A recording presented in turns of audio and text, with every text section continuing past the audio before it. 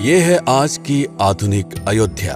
तो चलिए इसे गहराई से जानने की शुरुआत करते हैं। बस अड्डा।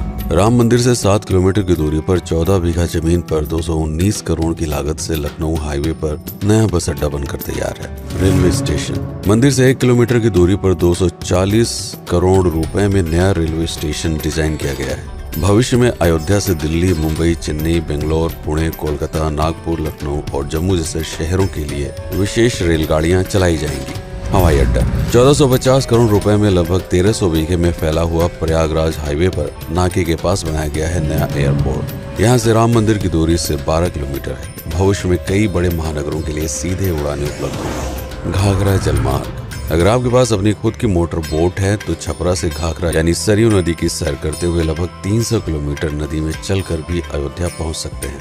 भविष्य में इस रूट के लिए भी मोटर बोट चलाए जाने का प्रस्ताव है। राम मंदिर। अयोध्या के राम मंदिर की कुल कीमत है 1800 करोड़। पूरी तरह बन जाने के बाद अयोध्या का मुख्य आकर्षण होगा। राजस्थान के मशहूर मकराना के पत्थरों से आकार लेते इस मंदिर की अनुमानित उम्र होगी लगभग 1000 साल। 22 जनवरी को पहली मंजिल का उद्घाटन होगा, जिसमें राम की बाल्यावस्था की मूर्ति रखी जाएगी। बाकी की 2 मंजिलों का कार्य चलता रहेगा। खजुराहो के मंदिरों की नागर शैली के आधार पर इसे तराशा जा रहा है। मंदिर का कुल क्षेत्रफल 156 एकड़ या 251 बीघा है।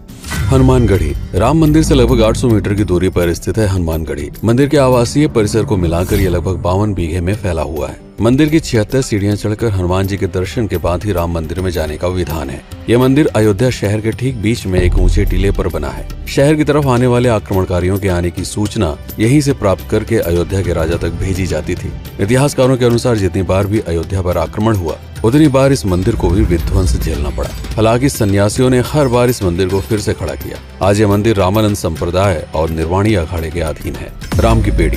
अयोध्या को सरयू नदी की भयंकर बाढ़ से बचाने के लिए इस बांध का निर्माण किया गया था, जिस पर श्रद्धालुओं के स्नान के लिए कई घाट बना दिए गए थे। इतिहासकारों के अनुसार जितनी बार भी बांध टूटता था, सरयू का पानी अयोध्या की गलियों में घुस आया करता था। इसी बाढ़ से बचने के लिए पूरे अयोध्या में जगह जगह पर ऊंचे टीले बनाए गए थे, जैसे राम टीला, हनुमान टीला, लक्ष्मण टीला। आज ये बांध अयोध्या का मुख्य पर्यटन स्थल बन चुका है। हर दीपावली पर यहाँ लाखों दिए जलाकर रामायण की उस घटना को उत्सव के रूप में मनाया जाता है जब श्री राम अयोध्या वापस लौटे थे। अयोध्या के कई बार उजड़ने के पीछे एक कारण इस नदी को भी माना जाता है। हालांकि इसी नदी की वजह से यहाँ पर गन्ने की खेती बड़े स्तर पर की जाती है। लता मंगेशकर चौराहा।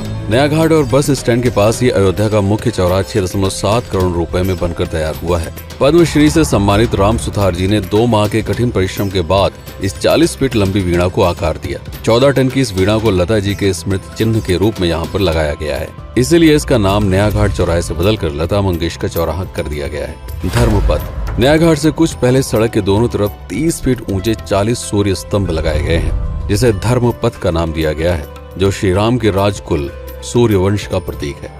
दशरथ समाधि स्थल। नए बस अड्डे के बगल से एक पतली रोड कछार से आगे बढ़ते हुए लगभग 12 किलोमीटर दूर ले आती है दशरथ समाधि स्थल, जो बिलहर घाट पर मौजूद है, जिसके बारे में मान्यता है कि यहाँ पर राजा दशरथ का दाह संस्कार हुआ था। राम मंदिर के साथ ही इस जगह को भी पर्यटन स्थल के रूप में विकसित किए जाने की योजना पर कार्य चल रहा है। भरत कुंड। अयोध्या से 15 किलोमीटर दूर है नंदीग्राम। यहाँ मौजूद तालाब को भरत कुंड कहते हैं। मान्यता है कि इसी जगह से भरत ने पूरे अयोध्या का राज कार्य संचालित किया था। पर्यटकों के लिए इस स्थान को भी विकसित किया जाएगा। गुप्तार घाट। राम की बेड़ी से सरयू नदी के किनारे चलते हुए 10 किलोमीटर दूर स्थित है गुप्तार घाट। ये कैंट एरिया में पड़ता है। इस जगह को श्री राम के जल समाधि के रूप में महत्व दिया जाता है। इसके अलावा अयोध्या नगर में हर गली में कई विशेष मंदिर हैं, जिनकी अपनी मान्यताएं हैं, कथाएं हैं, विशेषताएं हैं। पूरी तरह से विकसित हो जाने के बाद नई अयोध्या को पूरी तरह से जानने के लिए, इसका आनंद लेने के लिए कम से कम 3 दिनों तक यहाँ रुकने की आवश्यकता है। देश विदेश से ज्यादातर पर्यटक भारत आते हैं उत्तर प्रदेश में आगरे का ताजमहल देखने और प्राचीन नगर काशी और सारनाथ घूमने। प्रश्न ये है कि अयोध्या घूमने और श्री राम का मंदिर देखने के लिए भला विदेशी क्यों आएंगे? और इसका कारण है भारत में लिखी गई राम कथा की सबसे पहली और प्राचीन पुस्तक रामायण। भारत में रामायण के अलावा कंबोडिया में रीमकेर, थाईलैंड में रामकियन, जो कि वहाँ की राष्ट्रीय पुस्तक है, इंडोनेशिया में ककनिक, नेपाल में भानुभक्त रामायण जैसी पुस्तकों में वाल्मीकि की रामकथा से प्रेरणा लेकर इसे अपने अपने देश की संस्कृत के हिसाब से फिर से लिखा गया है। पात्रों के नाम, कुछ नई घटनाओं के अलावा मूल रामकथा सभी में एक जैसी है।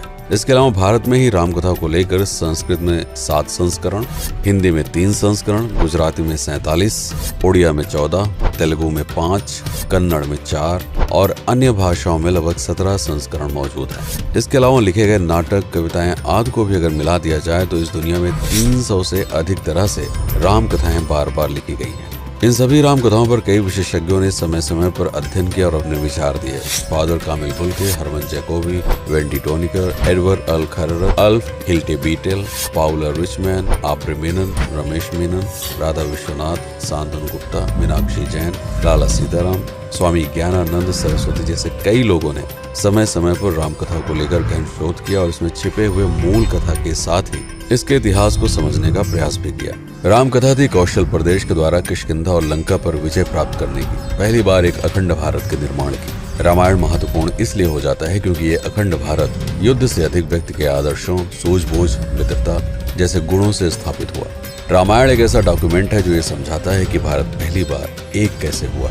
इसलिए ये गाथा न तो कभी भुलाई जा सकती है और न ही कभी मिटाई जा सकती है। और आज की अयोध्या उसी अखंड भारत का एक प्रतीक है, अपनी संपन्नता के कारण जिसने समय समय पर बाहरी आक्रमणकारियों का भी सामना किया। अयोध्या की इसी संपन्नता ने यहाँ पर मुगलों को भी आकर्षित किया। महात्मा बुद्ध भी यहाँ पर रुके, सिखों के गुरु साहब भी आए और जैन धर्म के तीर्थंकर भी। सिर्फ आए ही नहीं बल्कि उनके अनुयायी यहीं पर बसते चले गए। अयोध्या कितनी बार बसी, कितनी बार उजड़ी, इसके बारे में बहुत अधिक प्रमाण उपलब्ध नहीं है। सूर्यवंश के पतन के साथ ही अयोध्या का भी पतन होता रहा। बीच में कई सौ सालों तक अयोध्या मानो विलुप्त सी हो गई।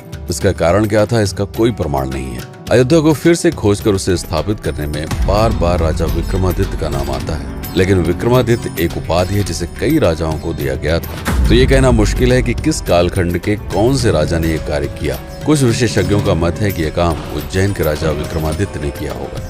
नंद वंश, मौर्य वंश, शुंग वंश, गुप्त वंश आदि के साम्राज्य में भी अयोध्या का वर्णन प्राप्त होता है। सबसे बड़ा विध्वंस हुआ 1527 के आसपास बाबर के कार्यकाल में, जब राम मंदिर को ध्वस्त कर बाबरी मस्जिद स्थापित की गई। सन 1722 में बंगाल के नवाब अली वर्दी खान ने व्यापार के नजरिए से राम मंदिर से कुछ किलोमीटर की दूरी पर एक नया शहर बसाने की शुरुआत की। 1730 में अवध के पहले नवाब सादत अली खान ने इसका नामकरण किया फैजाबाद। इन्हीं के उत्तराधिकारी सुजाउद्दौला ने इसे अवध की राजधानी बनाई। 1775 में अवध के चौथे नवाब असफुद्दौला ने फैजाबाद की जगह लखनऊ को अवध की राजधानी घोषित की। रावण अहंकार का प्रतीक और श्री राम विनम्रता के सूचक। सत्ता में आने के बाद हर व्यक्ति को यह बात हमेशा ध्यान में रखनी चाहिए, सिर्फ रंग रोगन और पत्थर लगवाने से राम राज्य नहीं आएगा, बल्कि जिस दिन स्कूल, अस्पताल और सरकारी संस्थानों से भ्रष्टाचार खत्म होगा, लोगों का मुफ्त इलाज और अपनी भाषा में उच्च शिक्षा उपलब्ध होगी, उस दिन भारत उस पायदान पर खड़ा होगा जहां कभी हम हुआ करते थे।